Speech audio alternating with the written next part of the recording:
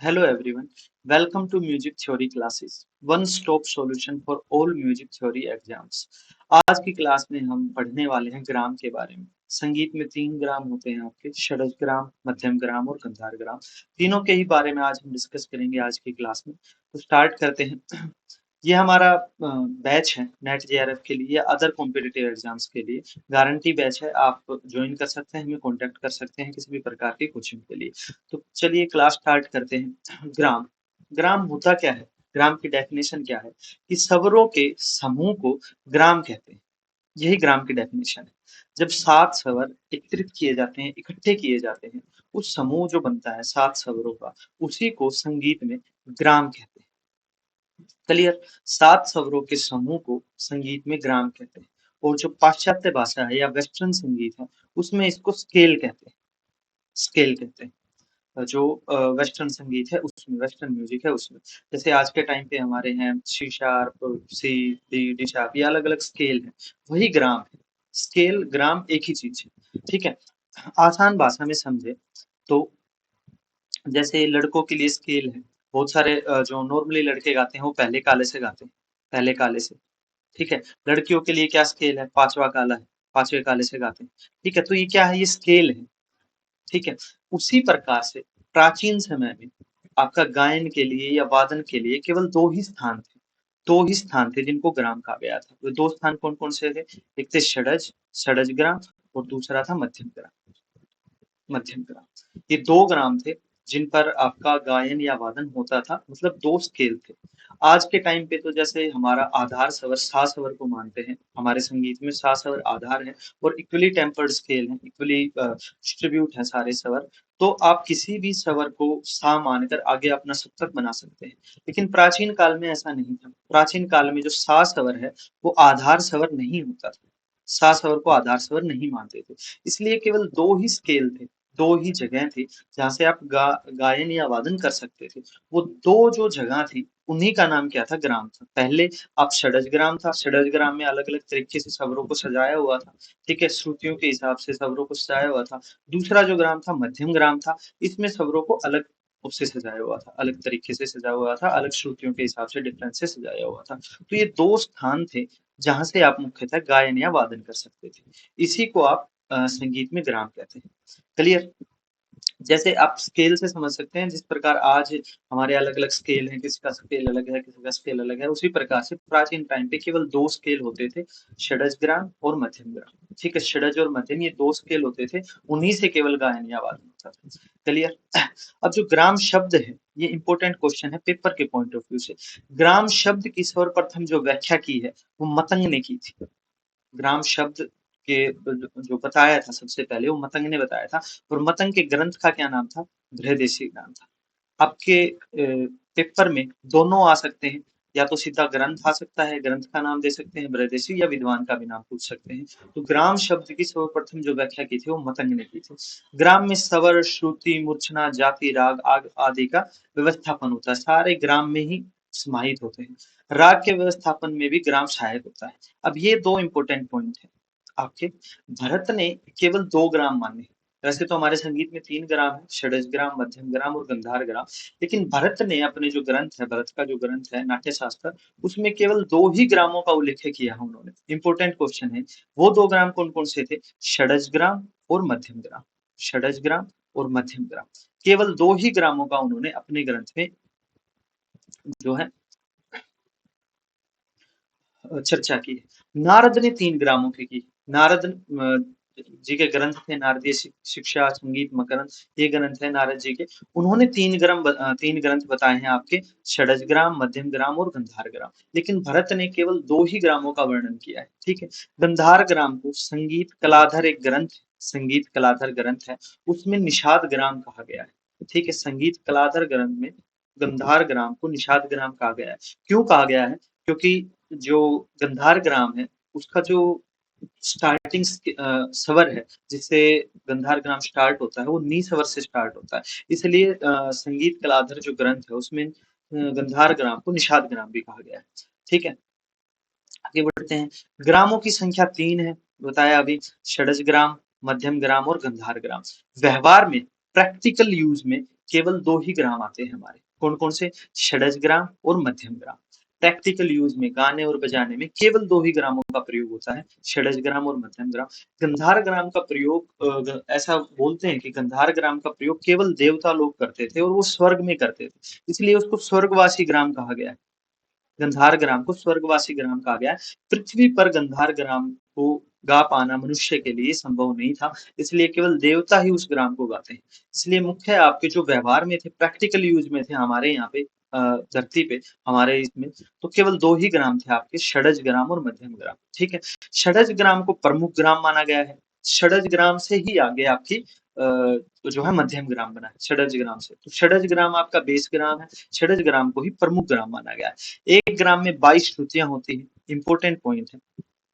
एक ग्राम में 22 श्रुतियां होती है। ग्राम के पहले स्वर को ग्रामणी स्वर कहते हैं। ठीक है, जैसे षडज ग्राम का पहला स्वर है सा, मध्यम ग्राम का पहला स्वर है मा, तो ये आपके क्या है, जो पहला जहां से आपका ग्राम शुरू होता है उसको ग्रामणी स्वर बोलेंगे। ठीक है, ग्राम रचना का जो आधार है, ग्राम बनता कैसे है, वो संवाद सिद्धांत है, संवाद के अकॉर्डिंग। पिछले वीडियो में मैंने बताया था संवादवादी समाधि के बारे में, संवाद कैसे बनते हैं, 9 और 13 संवाद, 8 12 संवाद। ठीक है, तो ग्राम की जो रचना होती है वो संवाद के ऊपर होती है सारी। ठीक है, ये इंपॉर्टेंट पॉइंट है आपका पेपर के पॉइंट ऑफ व्यू से। जो आज का बिलावल थाट है वो षडज ग्राम की दूसरी मूर्छना के बराबर है। ठीक है, मूर्छना में हम अगली वीडियो में आपके बारे में बताएंगे, जिसको मूर्छना के बारे में नहीं पता है अभी केवल इतना याद करो कि जो आपके आज के टाइम पे बिलावल थाट है, जो शुद्ध थाट है, वो षडज ग्राम की दूसरी मूर्छना जिसका नाम है रजनी, उसके समान है। ठीक है, ये था आपका बेसिकली ग्राम के बारे में।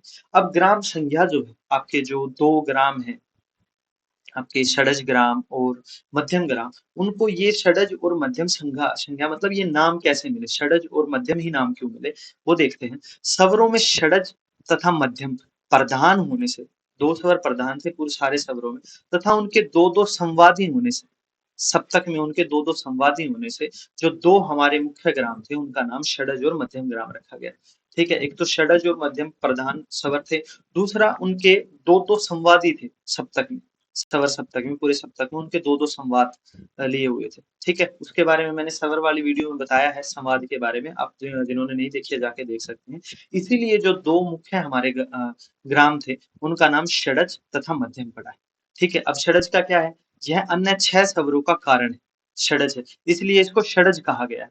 तथा यह 4 श्रुति का है, चतुश्रुतिक है सा, तथा इसके दो संवादी कौन कौन से, सा पा और सा मा। पंचम और मध्यम के साथ ये संवाद लिए हुए है, सा के साथ संवादी है, प्राकृतिक रूप से संवाद लिए हुए है, इसलिए प्रथम ग्राम का नाम क्या है, षडज ग्राम रखा गया है। क्यों? क्योंकि ये 4 श्रुति का है तथा इसके सा के साथ दो संवाद है प्राकृतिक रूप से।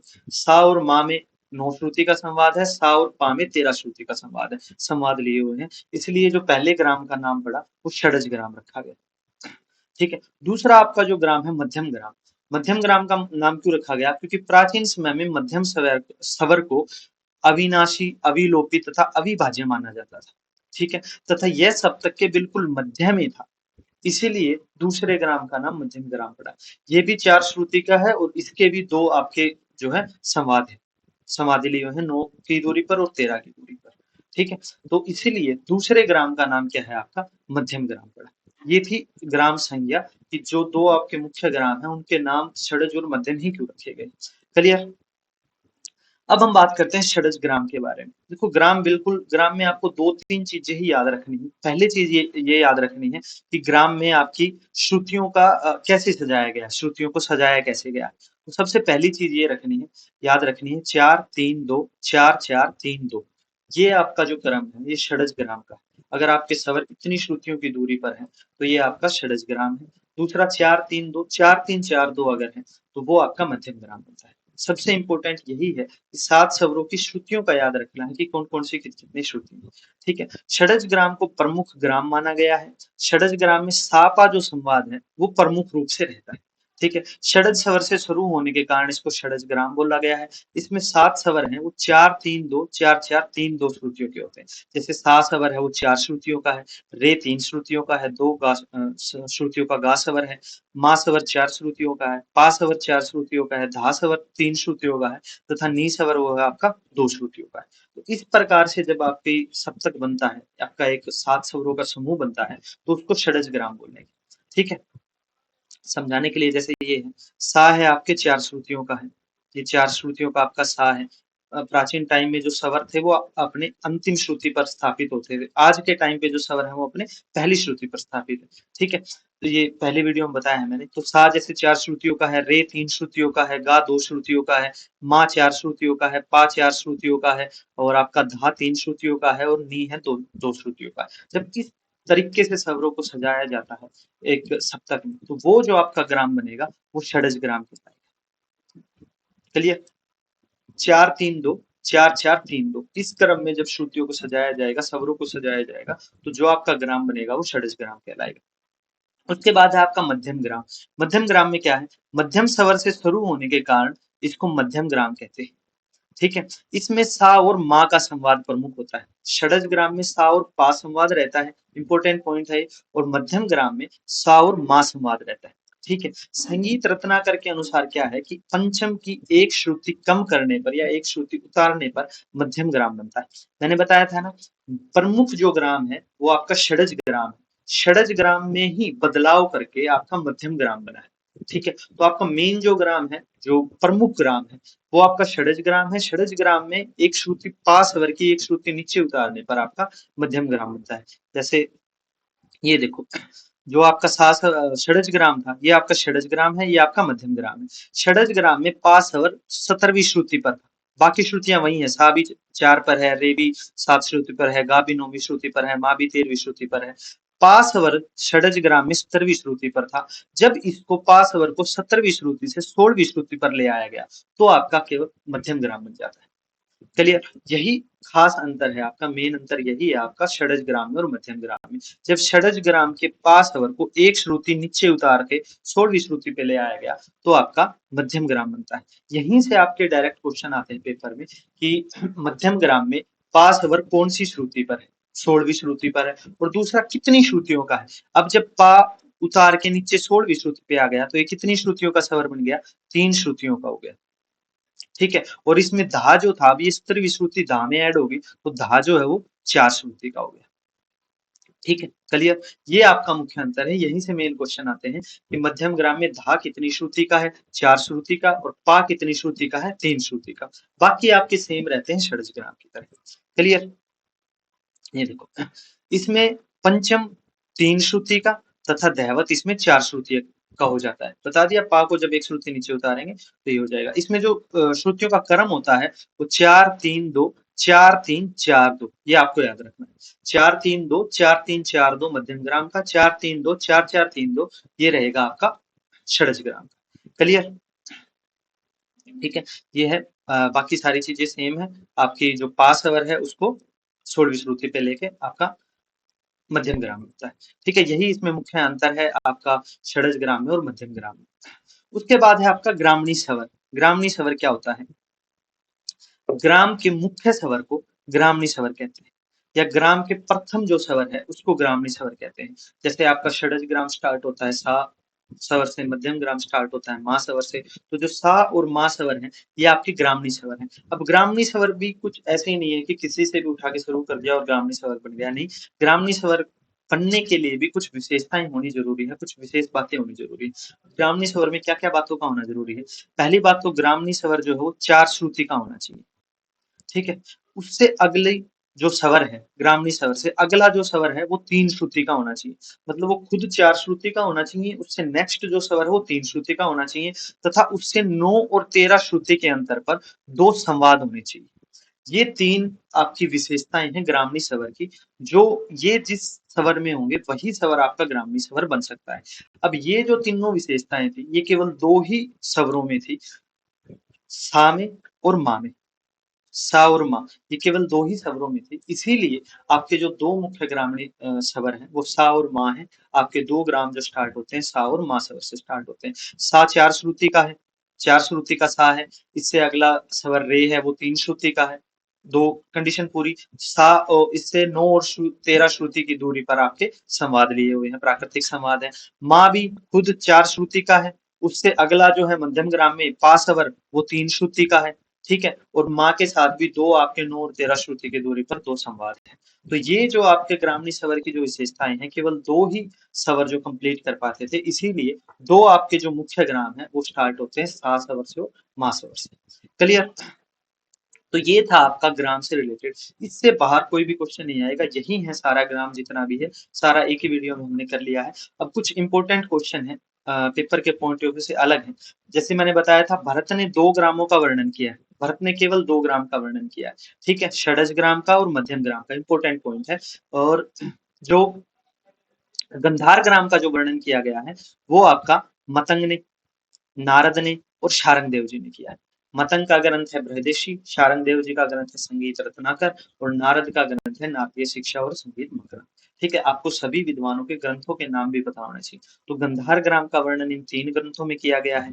ठीक है, जो मेन मेन आपके हैं उन ग्रंथों में किया गया है। मतंग ने किया, नारद ने किया, शारंग देव जी ने किया। लेकिन जो सबसे पुराना ग्रंथ है संगीत का, भरत का नाट्य शास्त्र, उसमें केवल दो ही ग्रामों का वर्णन किया गया। ठीक है, षडज ग्राम का जो रचना का आधार है वो श्रुति स्वर विभाजन है। श्रुतियों को किस प्रकार से बांटा गया बताया था, क्या है, 4-3-2, 4-3-2, 4-4-3-2, ये आपका है षडज ग्राम। ऐसे बनता है जब स्वरों को इस प्रकार से बांटा जाए। तो षडज ग्राम बनाने का जो आधार है वो श्रुति स्वर विभाजन है।